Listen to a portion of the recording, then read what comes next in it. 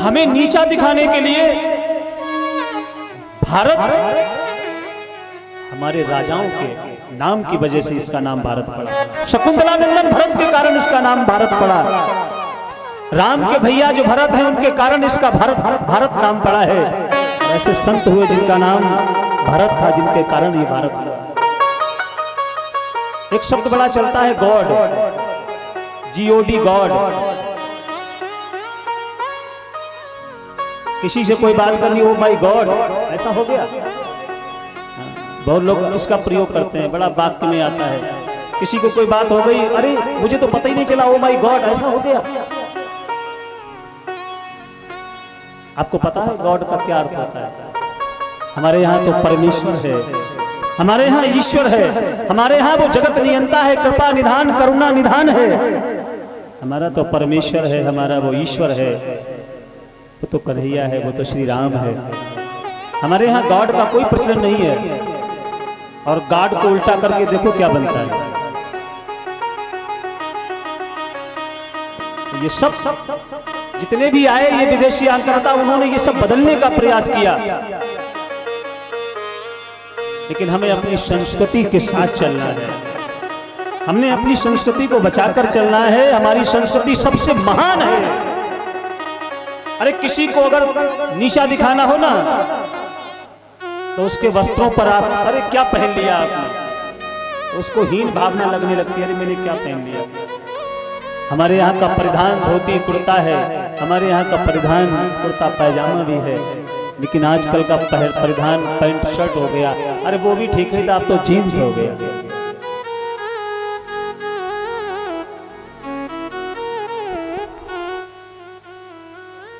और उसे पहनने में बड़ा उन्हें लगता है कंफर्टेबल है, हम बहुत हमें आराम मिल रही है, बड़ा अच्छा लग रहा है। लोअर पहन लेते हैं, ऊपर से टी-शर्ट पहन लेते हैं, लगता बड़े अच्छे लग रहे हैं। जितने सुंदर आप धोती कुर्ते में लगते हैं ना, क्योंकि देवताओं का ये परिधान है।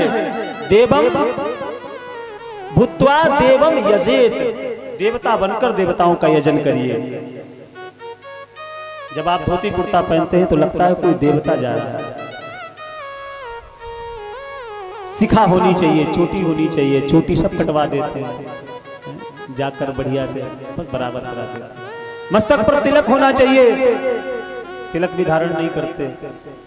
हाथ में रक्षा सूत्र होना चाहिए, ये सब धारण नहीं करते। ये सब पहचान है, हमारी सनातन की पहचान है। हमारे यहाँ इस्लाम में देखो किसी को शर्म नहीं आती, वो जब भी अपने किसी इबादत में जाते हैं, पूजा में जाते हैं, तो टोपी लगा लेते हैं। उन्हें कभी शर्म नहीं आती और बड़े शौक से लगाते हैं वो लोग। उनका छोटा सा बच्चा भी टोपी धारण करता है। अच्छी बात है, अपने धर्म के प्रति जागरूक होना चाहिए। और हमारे यहाँ का बच्चा मस्तक पर तिलक लगाने से भी संकोच करता है।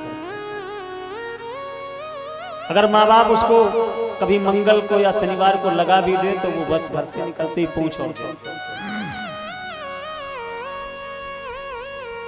अपनी पहचान हम स्वयं खोते जा रहे हैं, इसलिए अपनी पहचान मत खो। ये निवेदन इसलिए किया क्योंकि देखो भागवत के प्रारंभ में भी जब शब्द आया तो क्या शब्द आया? बोले तस्माद भारत सर्वात्मा भगवान ईश्वरो हरि। और सबसे पहले क्या करना है वो बात सुखदेव जी बता रहे हैं, करे श्रोतव्यस्व।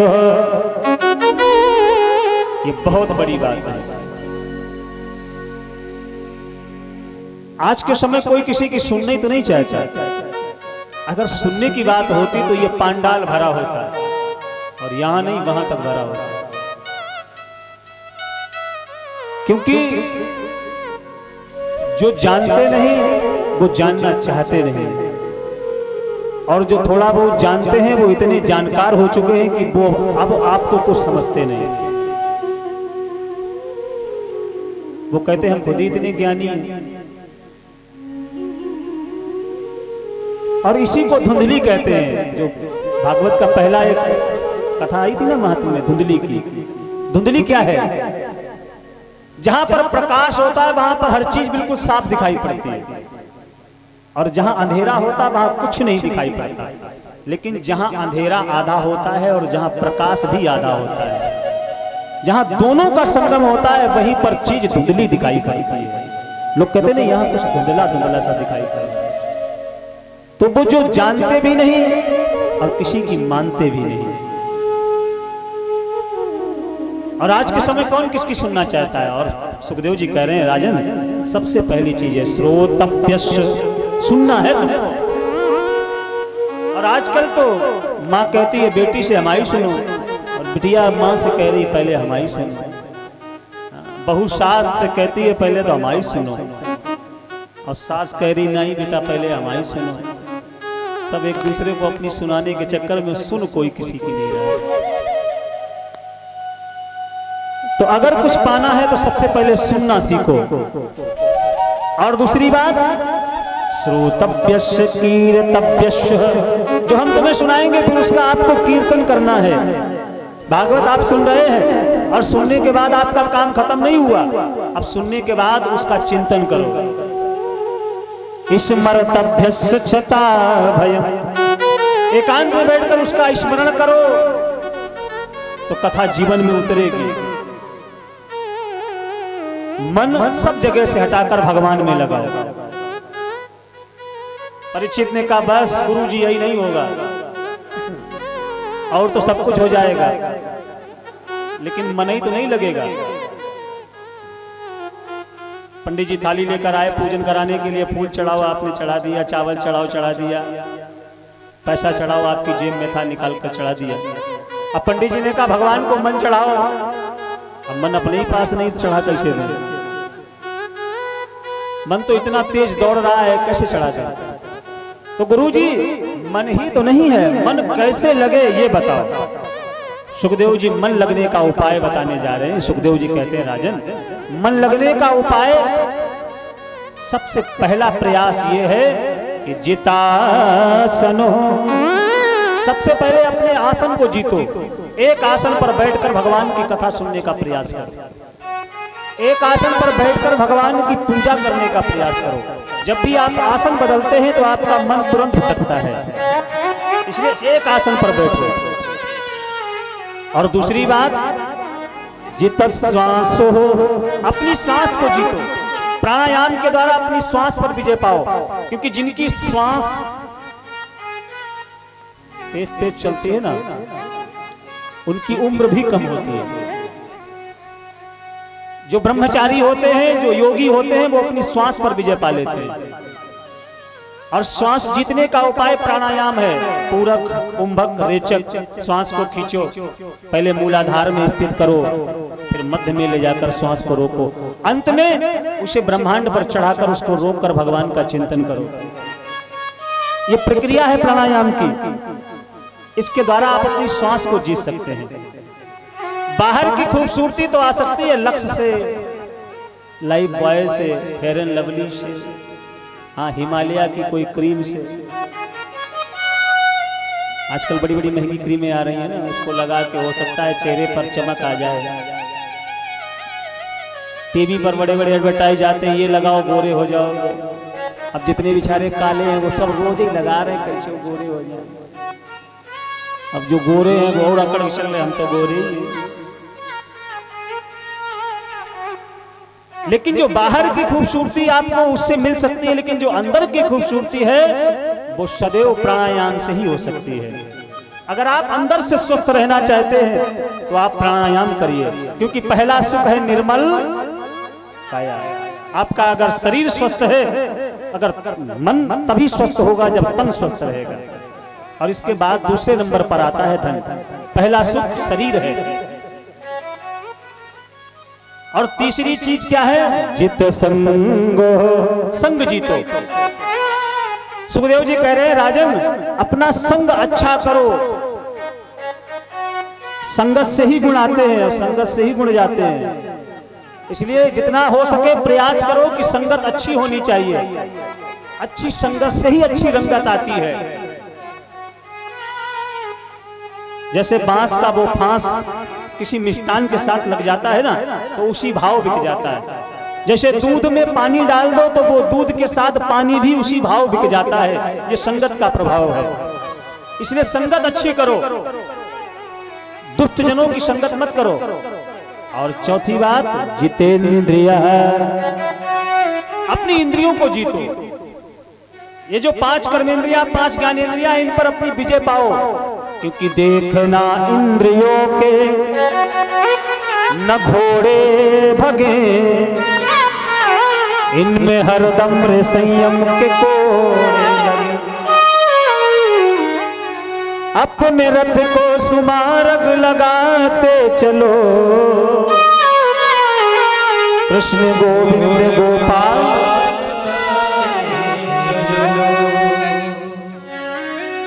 अगर सुख आए दुख आए तब भी अगर नाम का संबल आपके साथ है तो आप परेशान नहीं होंगे।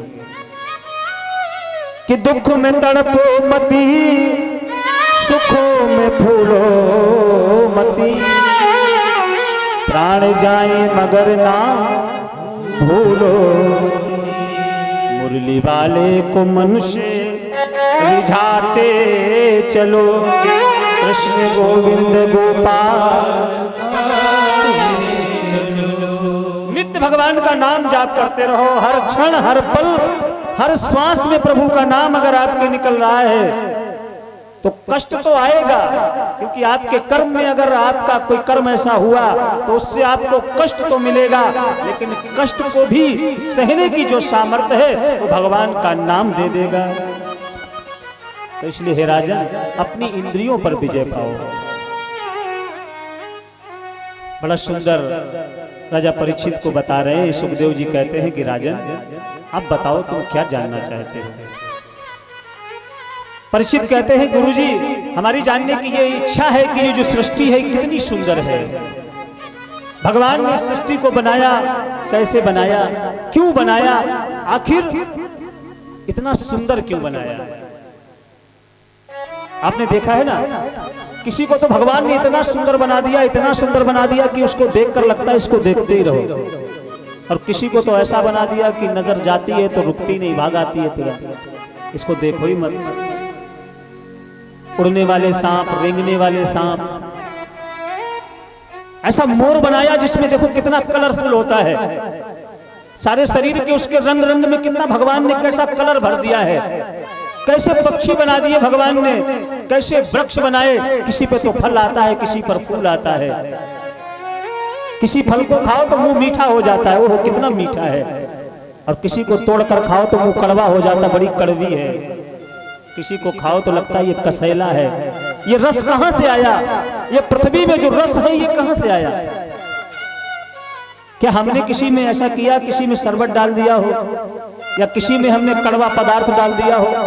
गन्ने को खाओ तो कितना मीठा होता है, और वहीं अगर किसी मिर्ची को तोड़कर खाओ तो कितनी कड़वी होती है।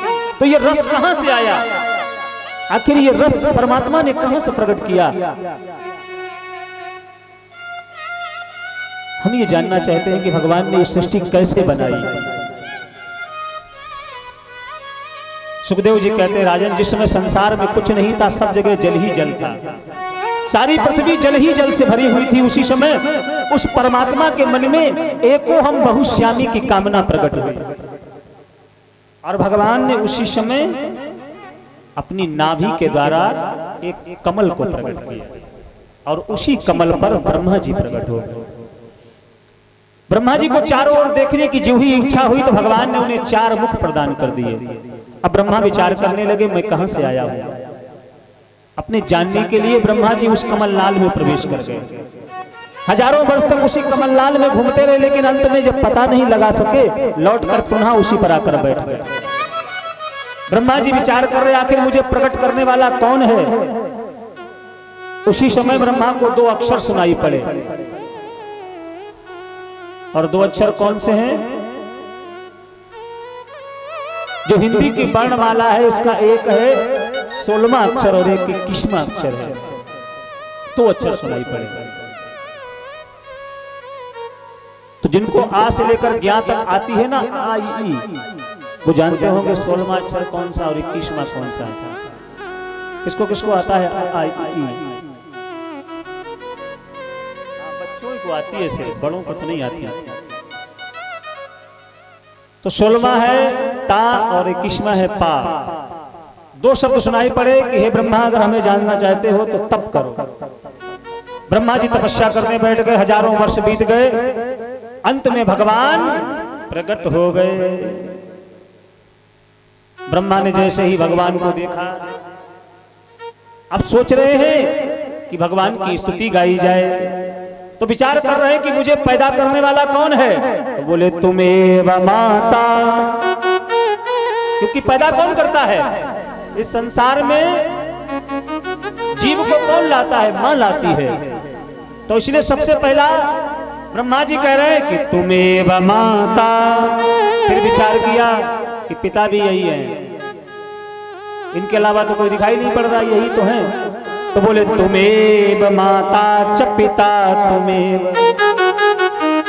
अब चारों तरफ देखा तो कोई भाई नहीं दिखाई पड़ा, तो बोले तुमेव बंधु सखा तुमेव। भगवान ने कहा एक काम करो, हम तुम्हें ज्ञान दे रहे हैं। तो भगवान ने ज्ञान कैसे दिया? जो चतुर्थ श्लोकी भागवत है वो ब्रह्मा के सिर्फ उंगली लगाई और 4 श्लोकों में सारी भागवत ब्रह्मा के हृदय में भगवान ने प्रविष्ट करा दी। तो बोले तुम्हें विद्या, अविद्या भी मिल गई। तो ब्रह्मा जी कह रहे तुम्हें विद्या। भगवान ने कहा जाओ सृष्टि की रचना करो, सृष्टि को आगे बढ़ाओ। बोले प्रभु ये तो बहुत बड़ा काम सौंप रहे हो आप, क्योंकि ये पद है ना, और जब पद होता है तभी तो द्रविण आता है। तो ब्रह्मा जी कह रहे द्रविणम तुमेव, सब कुछ तो दे दिया आपने हमें, इसलिए तुमेव सर्वम मम देव देव। भगवान ने कहा सृष्टि की संरचना करो, सृष्टि को आगे बढ़ाओ। अब तो ब्रह्मा जी सृष्टि को आगे बढ़ाने लगे। सबसे पहले 10 ऋषियों को प्रकट किया, लेकिन उनसे सृष्टि आगे नहीं बढ़ी। 4 कुमारों को प्रकट किया, सनक, सनंदन, सनातन और सनत कुमार को प्रकट किया। पिताजी आदेश करिए, ब्रह्मा ने कहा बेटा सृष्टि को आगे बढ़ाओ। सनत कुमारों ने मना कर दिया। ब्रह्मा को क्रोध आ गया, जाओ तुम इतने ही बड़े रह जाओगे। वो तो बड़े प्रसन्न हो गए, आपने बड़ा अच्छा वरदान दिया। अरे जब इतने बड़े रहेंगे तो मन में काम विकार नहीं आएगा और कोई वस्त्र की भी आवश्यकता नहीं। श्री कृष्ण गोविंद हरे मुरारे, बस भगवान का नाम जपेंगे, ये तो हमारे लिए वरदान हो गया।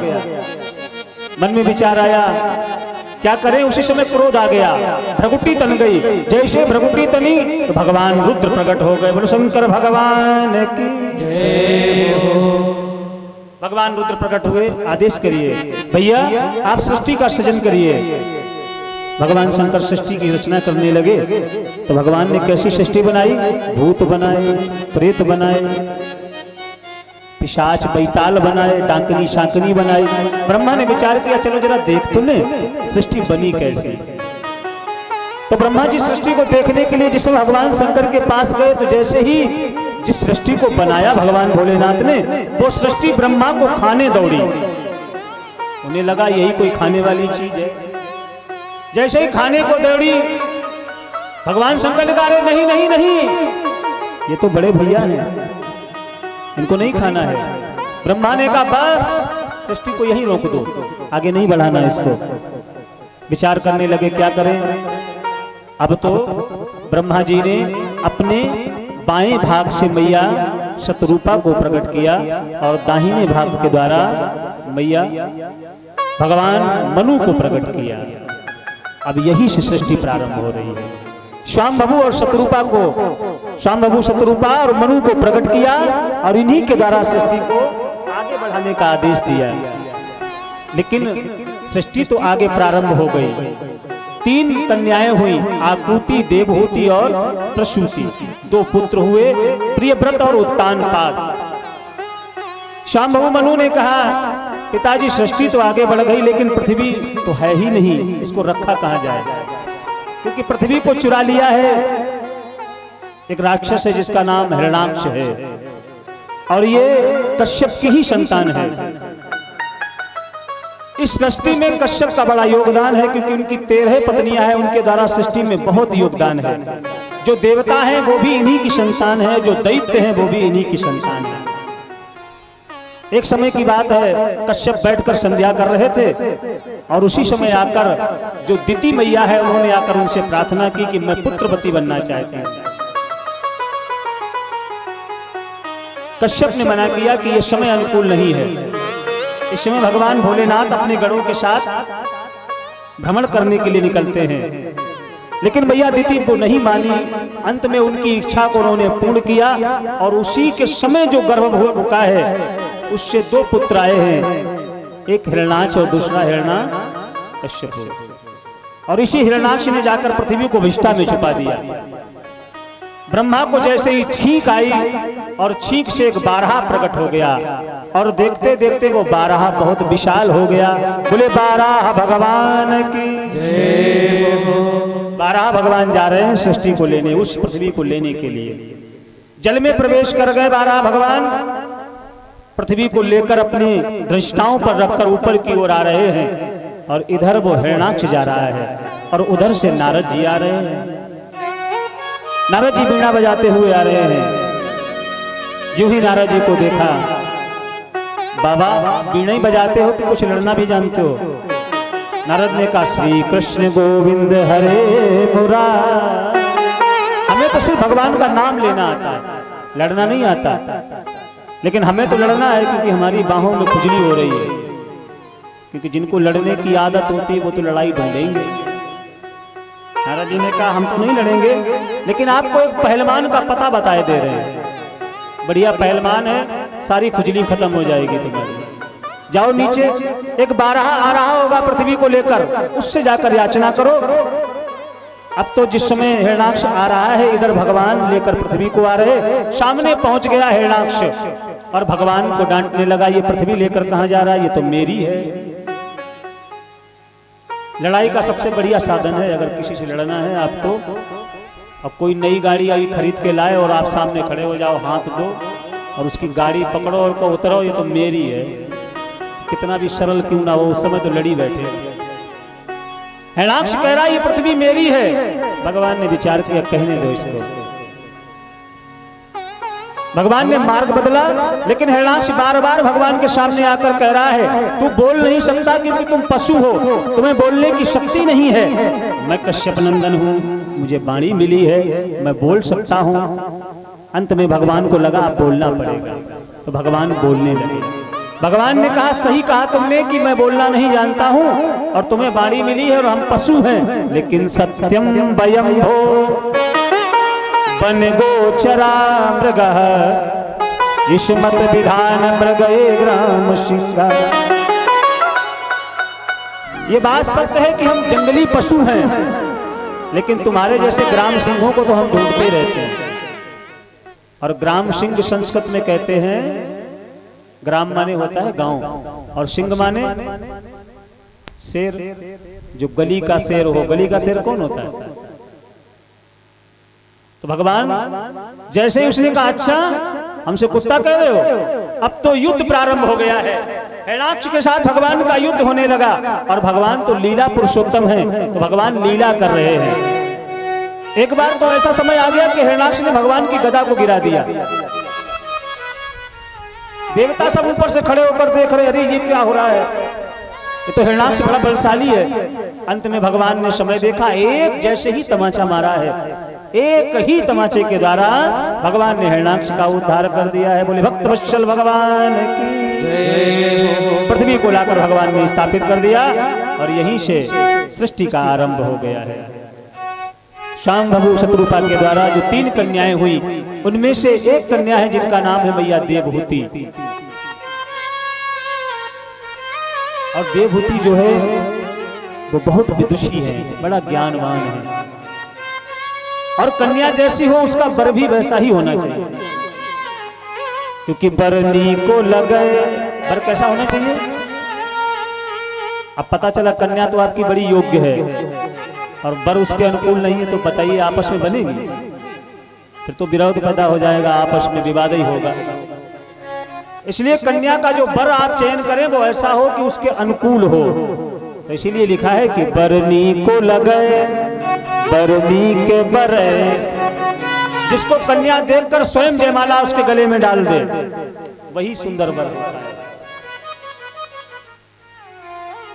अब इनके जो पिता है स्वांभवु मनु विचार कर रहे मेरी कन्या, इसके लिए कौन ऐसा वर है जिसके साथ इसका विवाह किया जाए।